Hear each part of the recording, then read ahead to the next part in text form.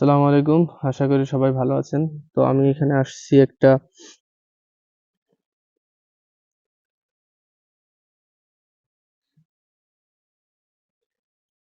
রসুন ক্ষেতে।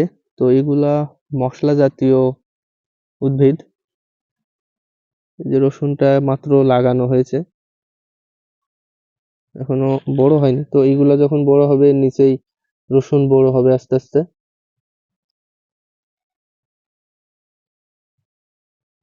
এগুলা যাদের আর কি জমি আছে তারা এই ছোট জায়গায় নিজেদের খাবারের জন্যই লাগায়। আবার যদি বাণিজ্যিক ভাবে লাগায় তাহলে দেখা যাচ্ছে যে বড় ক্ষেত বা বড় জায়গাটাতে করে। তো এই যে দেখতে পাচ্ছেন, এটা মোটামুটি একটা ফ্যামিলির অনেকদিন চলে যাবে, প্রায় ১ বছরের বেশি চলে যাবে মোটামুটি। তো এইভাবে এখানে বাণিজ্যিক ভাবে আসলে চাষ করা হয়নি। অনেক জায়গাতে বাণিজ্যিক ভাবে অনেক বড় বড় ক্ষেতে করা হয়। ধন্যবাদ।